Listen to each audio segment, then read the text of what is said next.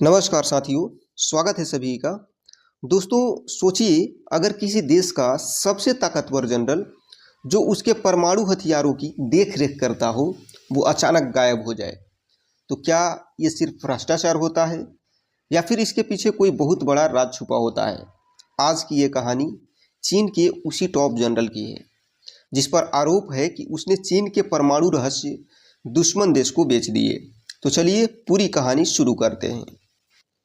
दोस्तों, आज दुनिया में असली जंग किसी तीसरे देश के बीच नहीं बल्कि दो महाशक्तियों के बीच है, अमेरिका और चीन। इसे कहा जाता है G2 वॉर। ये जंग सिर्फ बंदूकों से नहीं बल्कि टेक्नोलॉजी, व्यापार और सबसे खतरनाक जासूसी से लड़ी जा रही है। और इसी जासूसी की आग में ये पूरा मामला जन्म लेता है। दोस्तों, अब बात करते हैं इस कहानी के सबसे बड़े किरदार की, जनरल जांग यूशिया की। 75 साल की उम्र, 50 साल से ज़्यादा सेना में सेवा, वियतनाम वॉर के अनुभवी और चीन की सेंट्रल मिलिट्री कमीशन के वाइस चेयरमैन। मतलब साफ है, शी जिनपिंग के बाद सेना में सबसे ताकतवर आदमी। चीन में ऐसे बड़े नेताओं को टाइगर कहा जाता है और जब टाइगर गिरता है तो मामला मामूली नहीं होता। चीन की सरकार ने कहा जनरल को भ्रष्टाचार की वजह से हटाया गया, लेकिन जनवरी 2026 में वॉल स्ट्रीट जर्नल की रिपोर्ट ने पूरी कहानी पलट दी। रिपोर्ट के अनुसार असली आरोप भ्रष्टाचार नहीं बल्कि परमाणु रहस्यों की जासूसी था।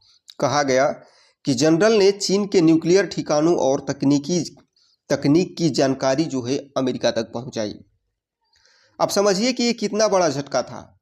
शी जिनपिंग राष्ट्रपति और सेना के मुखिया और उनके ठीक नीचे जनरल जांग यूशिया।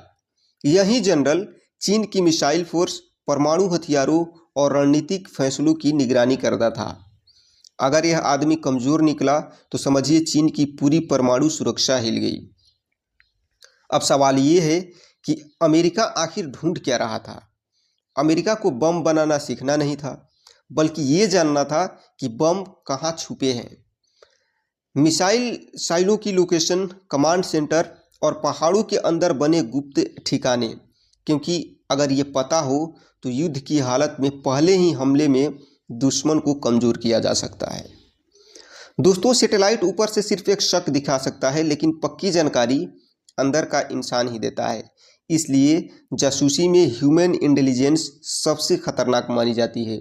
और जब अंदर का आदमी सेना का टॉप जनरल हो तो नुकसान का अंदाज़ा आप खुद लगा सकते हैं। दोस्तों, चीन जो है तेजी से अपने परमाणु हथियार बढ़ा रहा है। आज चीन के पास लगभग 600 परमाणु हथियार है और 2030 तक इसे 1000 तक ले जाने की योजना है। चीन अब न्यूक्लियर ट्रायड पर काम कर रहा है, जमीन, समुद्र और हवा तीनों से हमला करने की क्षमता। लेकिन जितना तेजी से ताकत बढ़ती है उतनी ही तेजी से अंदर की कमजोरियां भी सामने आती है। अब आते हैं सबसे खतरनाक पॉइंट पर, ताइवान पर। शी जिनपिंग का लक्ष्य है 2027 तक ताइवान को चीन से मिलाना। लेकिन ताइवान सिर्फ एक द्वीप नहीं है, ये दुनिया के 95% एडवांस सेमीकंडक्टर बनाता है। अगर ताइवान पर हमला हुआ तो पूरी दुनिया की टेक्नोलॉजी सप्लाई रुक सकती है। अमेरिका भी चुप नहीं बैठा है। गुआम बेस को मजबूत किया जा रहा है ताकि ज़रूरत पड़ने पर तुरंत जवाब दिया जा सके। साथ ही चीन पर ट्रेड बैन, चिप बैन और आर्थिक दबाव लगातार बढ़ाया जा रहा है। इतिहास भी गवाह है कि चीन जो है पहले भी परमाणु तकनीक अपने फायदे के लिए बांट चुका है। 1983 में पाकिस्तान, एक्यू खान नेटवर्क और फिर नॉर्थ कोरिया तक तकनीक पहुंची। यानी कि परमाणु हथियार हमेशा से राजनीति के हथियार रहे हैं। जनरल के हटते ही बीजिंग में हड़कंप मच गया। विदेशी टेक्नोलॉजी पर बैन, साइबर ऑडिट और अंदरूनी सफाई शुरू हो गई। चीन को डर है कि उसका सिस्टम पहले ही अंदर से टूट चुका है। तो दोस्तों, ये सिर्फ एक जनरल की बर्खास्तगी नहीं, ये चीन की सुरक्षा में एक बहुत बड़ी दरार थी।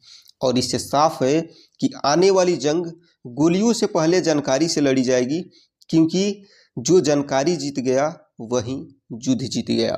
तो दोस्तों, ये जानकारी आपको कैसी लगी कमेंट सेक्शन में मेंशन जरूर करिएगा। ऐसे ही जानकारी के साथ मिलेंगे आपसे नेक्स्ट सेशन में। तब तक के लिए सभी को जय हिंद।